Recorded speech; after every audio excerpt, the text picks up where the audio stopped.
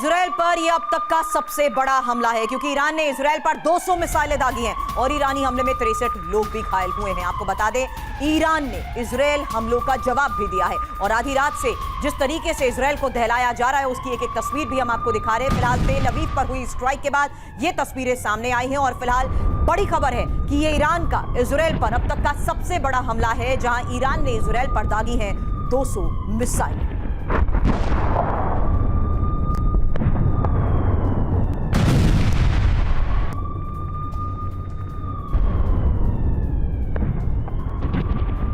तो देर रात से जारी इन हमलों के बीच वो तस्वीर सामने आ चुकी है जिससे साफ है कि किस तरीके से ईरान ने इजराइल को टारगेट किया है और ईरान लगातार तेल अवीव पर बैक टू बैक कई स्ट्राइक कर चुका है। फिलहाल सबसे बड़ी खबर, जहां आधी रात हमलों के बाद इन तस्वीरों के साथ दावा किया गया कि ईरान ने इजरायली हमलों का जवाब दे दिया है और इसी हमले में 63 इजरायली घायल हुए हैं। ईरान ने इजराइल पर 200 मिसाइलें दागी।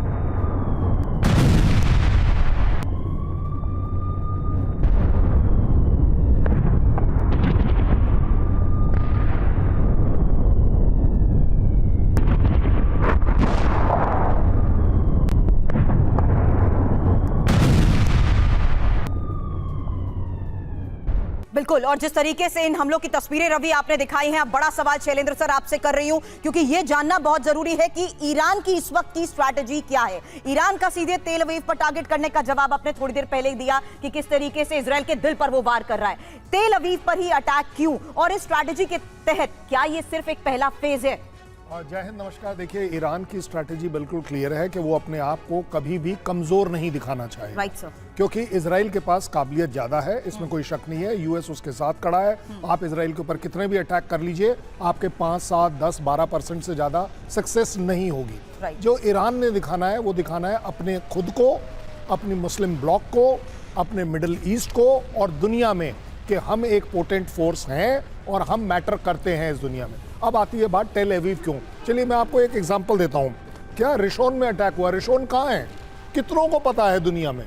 किसी को नहीं पता होगा, मैं तो बता रहा हूं। लेकिन तेल अवीव बोलते ही पूरी दुनिया की अटेंशन होती है कि ये वो जगह है जहां पर आपका आर्मी हेडक्वार्टर है, जहां पर आपका मोसाद का हेडक्वार्टर है, जहां पर आप मैटर करते हैं। वो 50 मरले की जो बिल्डिंग पर अटैक है, किस जगह है किसको पता है? लेकिन 50 मरले की बिल्डिंग पर जब अटैक होती है, दैट मींस आपके यहाँ एक सिविल कैजुअलिटी आई है, आपके एक बड़ी न्यूज बनती है।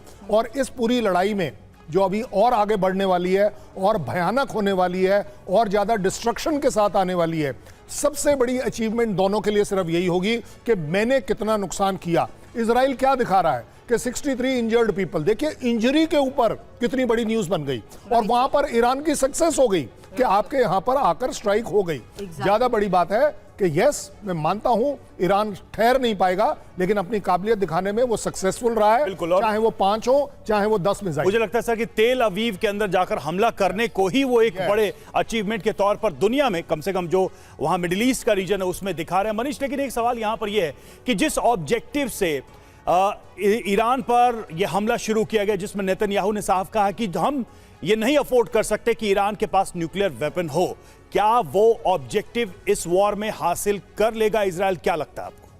देखिए, नेतन्याहू का एकमात्र मकसद है और वो है ईरान में सत्ता परिवर्तन।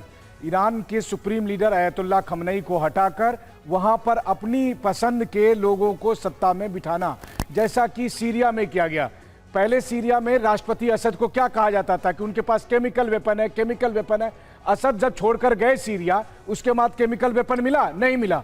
2003 में सद्दाम हुसैन के पास क्या था? वेपन ऑफ मास डिस्ट्रक्शन है, वेपन ऑफ मास डिस्ट्रक्शन है। बाद में क्या मिला? मुर्गी के अंडे। और लेकिन इराक तबाह हो गया, सीरिया तबाह हो गया। सीरिया में आज गद्दी पर कौन बैठा है? ISIS का फॉर्मर टेररिस्ट। तो ईरान में भी सत्ता परिवर्तन चाहिए और इसीलिए आपने देखा होगा कि देर रात में भी प्रधानमंत्री नेतन्याहू ने ईरान के लोगों से अपील की है कि हम आपके मिलिट्री को खत्म कर रहे हैं, हम वहां मिलिट्री को खत्म कर रहे हैं, आप सड़क पर आ जाइए और सत्ता परिवर्तन करिए, अपने हाथ में कमान लीजिए। जब तक ये नहीं होता है तब तक ये चलता रहेगा।